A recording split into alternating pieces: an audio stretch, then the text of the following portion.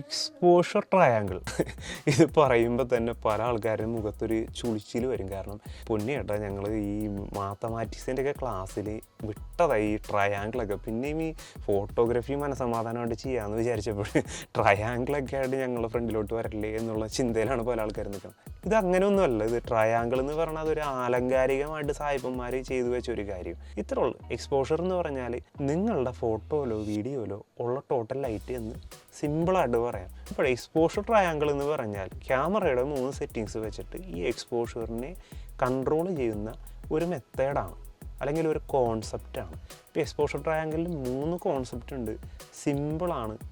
Aperture, ISO, shutter speed. Aperture എന്ന് പറഞ്ഞാൽ ഞാനിതിന് മുമ്പ് ഒരു വീഡിയോയിൽ കൃത്യമായിട്ട് പറഞ്ഞിട്ടുണ്ട്, ലെൻസിൻ്റെ ഡയഫ്രത്തിൻ്റെ വലിപ്പമാണ്. അപ്പോൾ ആ അപ്പേർച്ചർ അടച്ച് ലൈറ്റ് കുറക്കാം, അപ്പേർച്ചർ തുറന്നു കഴിഞ്ഞാൽ ലൈറ്റ് കൂടുതൽ വരും. അതുപോലെ തന്നെ ഇവിടെ ഷട്ടർ സ്പീഡ് സമാനമാണ്. ഷട്ടർ സ്പീഡ് കൂട്ടിക്കഴിഞ്ഞാൽ ലൈറ്റ് ഇങ്ങോട്ട് കയറൽ കുറയും, അതായത് അണ്ടർ എക്സ്പോസ്ഡ് ആവും. ഷട്ടർ സ്പീഡ് കുറച്ച് കഴിഞ്ഞിട്ടുണ്ടെങ്കിൽ സ്വാഭാവികമായിട്ട് ലൈറ്റ് കൂടുതൽ ഉള്ളിലോട്ട് കയറുകയും നമ്മളുടെ സീനിൽ എക്സ്പോഷർ കൂടുകയും ചെയ്യും. അപ്പോൾ അപ്പേർച്ചറും ഷട്ടർ സ്പീഡും ഒരേ കാറ്റഗറിയിൽ നിർത്താം.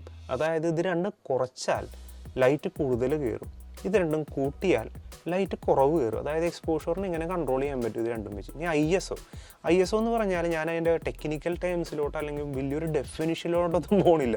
ഇതെന്ന് പറഞ്ഞാൽ ഡിജിറ്റലായിട്ട് ലൈറ്റ് ഉണ്ടാക്കുന്ന അവസ്ഥയാണ്. അപ്പോൾ എന്നെ നിങ്ങൾ കാണുന്ന ഈ അവസ്ഥയിൽ ഞാൻ ISO കയറ്റുകയാണെങ്കിൽ ഓട്ടോമാറ്റിക്കായിട്ട് ഈ സീനിൽ ലൈറ്റ് കൂടി വരും.